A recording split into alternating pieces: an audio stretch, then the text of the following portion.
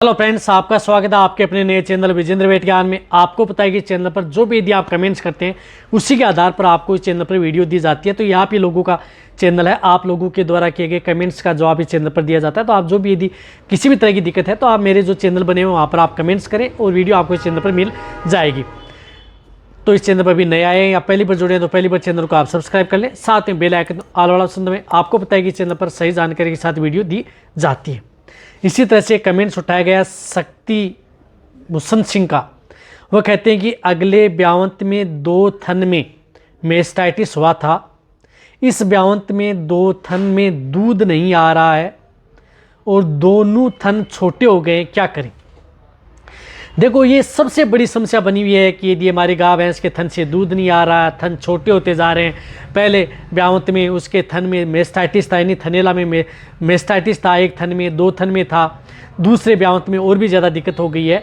तो इस तरह की यदि दिक्कतें यदि आपके पशु में हो चुकी हैं तो ये देखना चाहिए कि जिस प्रकार से आपको फर्स्ट ब्यावंत में, जिस प्रकार से आप पहले ब्यावंत में आपने देखा कि उसके थन के अंदर मेस्टाइटिस हुआ, 2 थन के अंदर आपने ट्रीटमेंट भी करवाया, इलाज भी करवाया। फिर आपको क्या हुआ कि जैसे आपने सोचा कि कई बार दूसरी ब्यावंत में होगी, जैसे दूसरी बार ब्याएगी तो उस थन से दूध निकलना प्रारंभ हो जाएगा।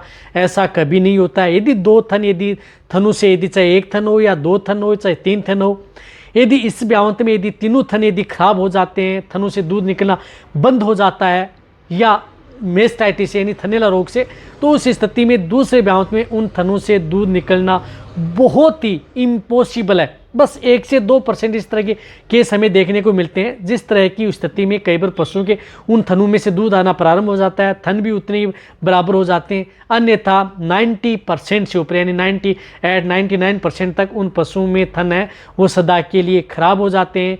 चाहे आप उन्हें दूसरे ब्यावंत में आप उन्हें कितना इलाज करवाएं, उन थनों से दूध नहीं आ पाएगा। और रही बात वो थन छोटे होते जा रहे हैं, तो अब क्या है कि वह थनों से नहीं तो दूध आ पाएगा, नहीं थन छोटे आ रहे हैं तो उनका इलाज हो पाएगा।